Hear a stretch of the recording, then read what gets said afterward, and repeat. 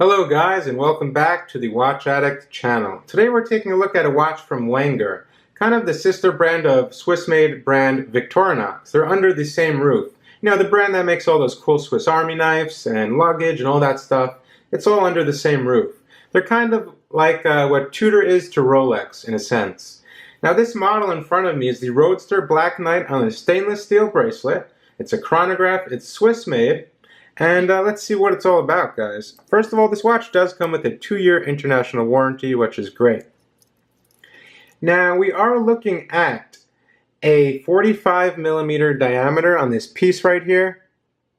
You know, it really doesn't feel like a 45. It feels more like a 43.5 or 44.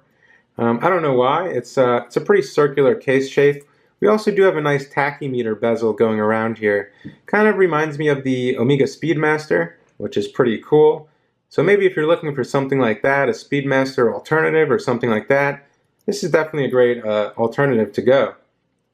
Now it is not a light watch. It's about 170 grams.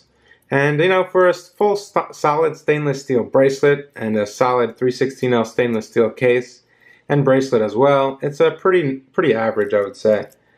Now the crystal on this watch is a sapphire coated mineral crystal. And those are the differences between Wenger and Victorinox. For example, Victorinox, you'll probably get a genuine sapphire crystal instead of the sapphire-coated mineral crystal. Now, it's not a bad crystal. It's, you know, it's not that bad for the price point. We do have a pull and push crown over here at the 3 o'clock position. And this watch is 10 ATMs or 100 meters water resistant, which is great for a chronograph. And, you know, a lot of modern chronographs are actually starting to become like 100 meters water resistant and so on. In the past, that was pretty rare, but it seems pretty common nowadays.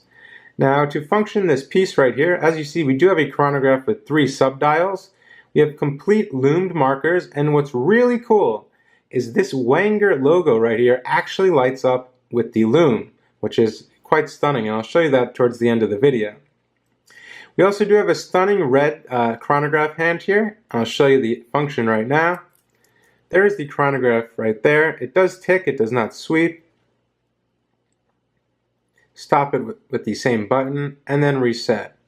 And it sweeps back around. We also do have a date aperture at the 4 o'clock position with a black background in white text. We do have a 12-hour chronograph with 30-minute intervals on this subdial right here, a running 60 seconds over here on the right, and the Wenger is applied as well.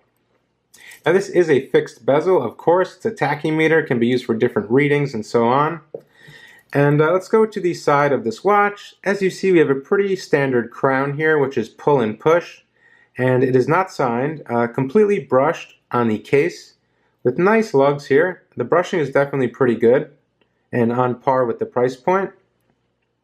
The actual buttons are actually polished though, as is the side of this bezel right here, which does have little grooves.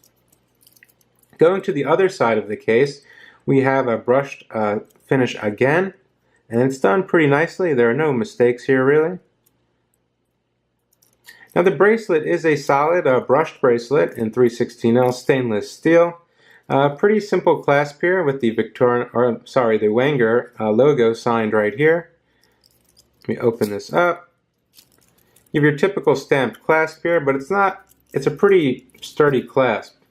Now the case back does say Wenger and does have kind of a brushed circular finish as you see, which is very nice in the light. There are no solid end links on this piece, something you'll have to deal with at this price point. And also the bracelet is using the pin system. We do have a couple micro adjustments, which is really nice over here for a better fit. On my 6.2 inch wrist, I removed about, I believe, 4 links, or 5, no, I think it was 5 links. I removed 5 links to fit this to my wrist, and it fits perfectly and it's super comfortable. But anyway, yeah, you know, at this price point of about, I believe this exact model right here it's definitely below, you know, $400. Below that price point, you can find this watch.